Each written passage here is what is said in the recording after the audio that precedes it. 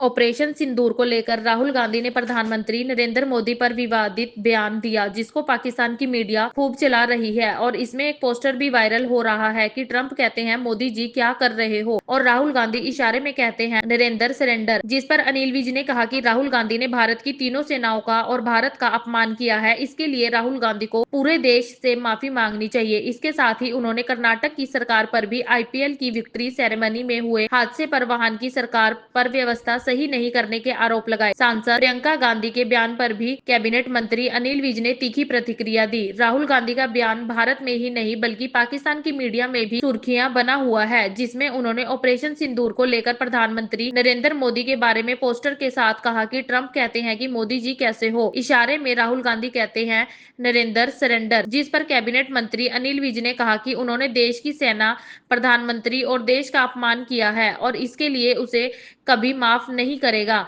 विज ने कहा कि इस युद्ध में भारत को भारी सफलता प्राप्त हुई है और पाकिस्तान के 9 आतंकी ठिकानों को ध्वस्त किया है और कई और बेस तबाह किए हैं। ऐसे में ऐसे शब्दों का इस युद्ध के नायक नरेंद्र मोदी के लिए इस्तेमाल करना किसी गद्दारी से कम नहीं है। उन्होंने कहा कि देश को राहुल गांधी के इस अपराध के लिए कभी माफ नहीं करना चाहिए। आईपीएल विक्ट्री सेरेमनी के दौरान भगदड़ में कई लोगों की जान गई, जिस पर कर्नाटक के मुख्यमंत्री का बयान सामने आए, जिसमें उन्होंने कहा कि कुंभ में भी भगदड़ में बहुत लोगों की जान गई थी, जिस पर हरियाणा के कैबिनेट मंत्री अनिल विज ने इसे सरकार का नाकामी बताया। उन्होंने कहा कि वहां के मुख्यमंत्री को इसका जस्टिफाई करना कि देश में और भी कई जगह ऐसी दुर्घटनाएं हुई है किसी भी प्रकार से ठीक नहीं कहा जा सकता। उन्होंने कहा कि उनको इसमें जिस किसी की भी चूक हुई है उनके खिलाफ सख्त कार्रवाई करनी चाहिए।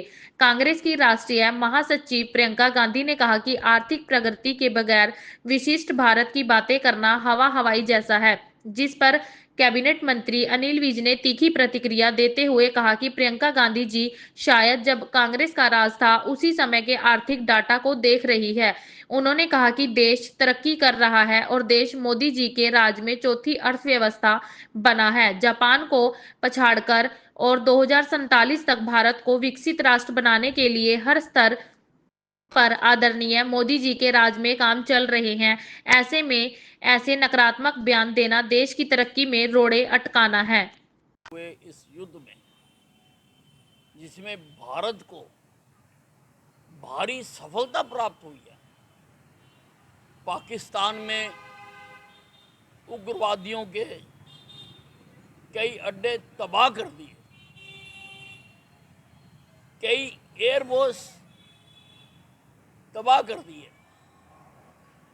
ऐसे में ऐसे शब्दों का इस युद्ध के नायक नरेंद्र मोदी जी के लिए इस्तेमाल करना गद्दारी से कम नहीं है। राहुल गांधी जी को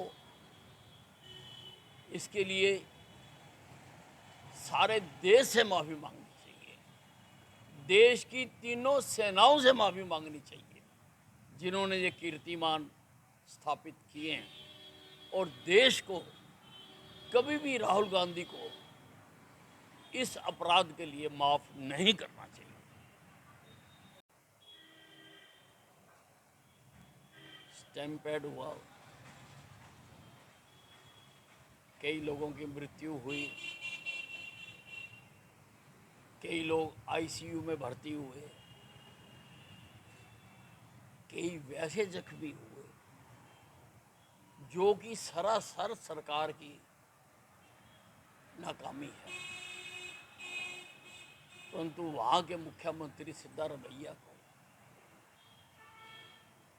इसको जस्टिफाई करना कि देश में और भी कई जगह पर ऐसी दुर्घटनाएं हुई हैं, किसी भी प्रकार से ठीक नहीं कहा जा सकता। उनको जो इसमें जिसकी भी चूक हुई है उसके खिलाफ सख्त कार्रवाई करनी चाहिए। प्रियंका गांधी जी शायद जब कांग्रेस का राज होता था, उसी वक्त के आर्थिक डाटा को देख रही हैं। देश तरक्की कर रहा है। देश मोदी जी के राज में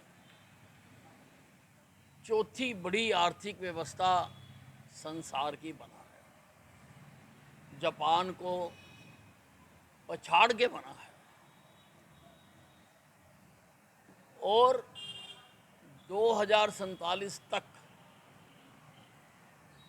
भारत को विकसित राष्ट्र बनाने के लिए हर स्तर पर आदरणीय मोदी जी के मार्गदर्शन में काम चल रहे हैं। ऐसे में ऐसे निरुत्साहित करना, नकारात्मक बयान देना देश की प्रगति में रोड़े अटकाने के समान है। दास्तान हरियाणा न्यूज अब उपलब्ध है 1100 प्लस डिजिटल केबल नेटवर्क पर and Android based DTH smart set top box, सभी ओटीटी प्लेटफॉर्म। 24 लाइव देखिए हमारे सभी सोशल मीडिया पेजेस पर। अधिक जानकारी के लिए विजिट करें www.dastaneharyana.in पर।